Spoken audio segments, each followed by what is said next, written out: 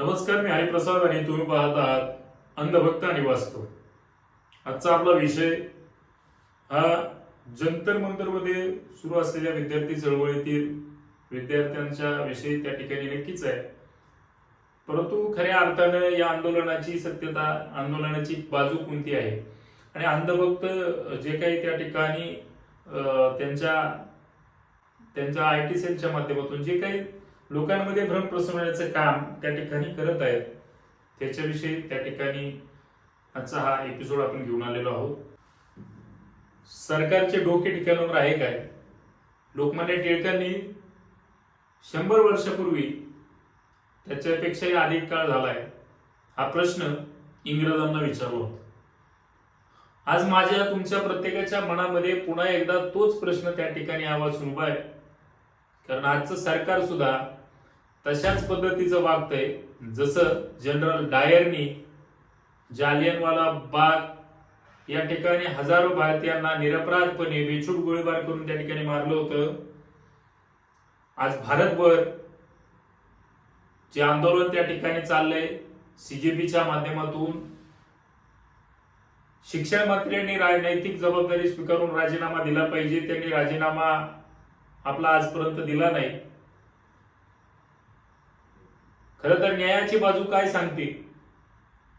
प्रत्येकाला राज्यघटनेनं अधिकार दिलाय. त्या अधिकारांसोबत प्रत्येकाला कर्तव्य सुद्धा दिलेली आहे. मंत्री म्हणून ज्यावेळेस शपथ घेतो त्यावेळेस मी माझी जबाबदारी निष्ठापूर्वक, भेदभाव, आकसभाव, महत्व या ठिकाणी न ठेवता मी जबाबदारी पार पाडेल अशी शपथ राज्यघटनेची घेऊन हे मंत्री त्या ठिकाणी काम करत असतात. माझ्या तुमच्या मनामध्ये नक्कीच हा प्रश्न आहे की सरकार इंग्रजांचं आहे की सरकार भारताच्या लोकांनी निवडून दिलेलं आहे.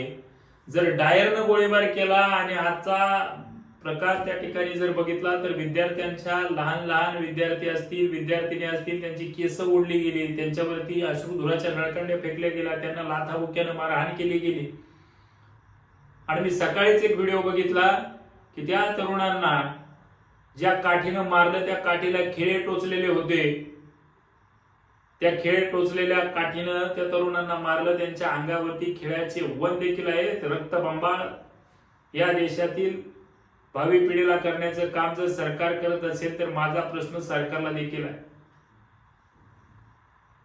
विरोधी पक्ष कुंकुवत आहे हा नॅरेटिव्ह पसरून हा देश कुणा एकाची जहागीर नाही, कुणा पक्षाची जहागीर नाही, कुणा मालकाची जहागीर नाही. हा देश 150 कोटी भारतीय नागरिकांचा आहे. हा प्रश्न त्या ठिकाणी उचलणारे लोक सुद्धा भारताचे नागरिक आहेत, आंदोलन करणारे सुद्धा भारताचे नागरिक आहेत. आणि याच आपल्यासारख्या बहुजनांची मुलं जाऊन त्या ठिकाणी जर आंदोलन करत असतील, त्यांचा आवाज चिरडण्याचं काम हे सरकार करत असेल तर तुम्हाला आणि मला प्रश्न त्या ठिकाणी नक्कीच पडला पाहिजे. सरकारचं डोकं ठिकाणावर आहे काय? आणि जर डोकं ठिकाणावरच आहे तर मला सरकारला सांगायचंय, हजारो निरपराध विद्यार्थ्यांना लाथाबुक्यानं मारहाण करणारे तुम्ही सत्ताधारी, तुम्हाला त्यांची दया यायला पाहिजे होती. तुम्ही त्यांना विचारायला पाहिजे होतं तुमच्या समस्या काय, तुमच्या अडचणी काय आहेत, तर का तुम्ही आंदोलनाला आला, आम्ही तुमच्या आंदोलनाला पाठिंबा देतो. परंतु अशी कोणतीच गोष्ट झाली नाही. काल परवा एक रील राजनाथ सिंग साहेबांची व्हायरल झाली. त्याच्यामध्ये ते म्हणतायत हे काही UPAचं गव्हर्नमेंट नाही, एखाद्या मंत्र्यावरती आरोप केले म्हणजे आम्ही त्यांचा राजीनामा घेणार नाही. नका देऊ, पण तुम्ही मंत्र्यांनी काम सुद्धा त्याच पद्धतीने करायला पाहिजे, पारदर्शकता ठेवली पाहिजे. आज 30हून अधिक विद्यार्थ्यांनी नीट परीक्षेतील झालेल्या पेपर फुटीमुळे जर जीव गेले असतील, त्यांनी आपला जीव गमावला असेल तर साऱ्याची जबाबदारी म्हणून, नैतिकता म्हणून तरी तुम्हाला लाज वाटली पाहिजे. परंतु आज हे सरकार निष्ठुरपणे वागते, आंदोलकांची चिरफाड होते, विद्यार्थ्यांना मारहाण केली जाते. जो प्रश्न विचारेल त्याच्यावरती त्या ठिकाणी त्याला अडकवण्याचा प्रयत्न होतोय. आणि लोकशाहीचा चौथा स्तंभ असलेल्या मीडियाने डोळे झाक करून सरकारचं गुणगान करण्याचं काम जर करत असेल तर आज तुम्हाला आणि मला शिकलेल्या प्रत्येक माणसाला अधिकार आहे की आपल्याला राज्यघटनेने अधिकार दिलाय, बोलण्याचा अधिकार, वागण्याचा अधिकार, फिरण्याचा अधिकार. आणि आज या अधिकारांवरती पायमल्ली आजपर्यंत झाली नाही. पण जर असेच डोळे मिटून भारताचे नागरिक वागत राहिले तर उद्या आज तुमच्या गळ्यापर्यंत आले, तुम्हाला पाण्यात बुडायला वेळ लागणार.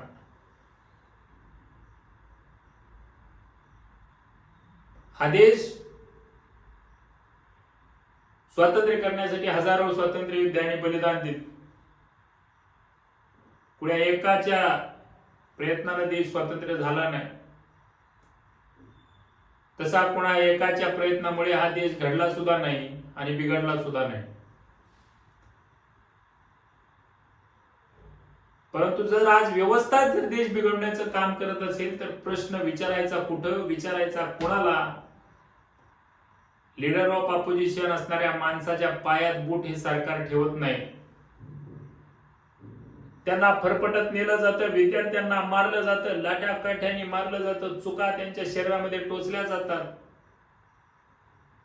आणि अशा हजारो अपराधांनी जर देशाच्या तरुणाईचा विश्वास जर या सरकारवरचा उडाला तर लवकरच चेंजेससारखी परिस्थिती भारतामध्ये उद्भवली जाईल अशी शक्यता त्या ठिकाणी.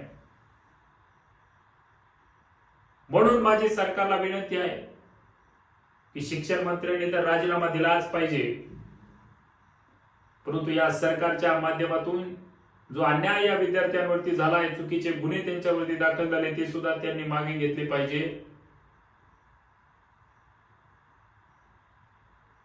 आणि अंधभक्तांनी सुद्धा वास्तव जाणून घेतलं पाहिजे.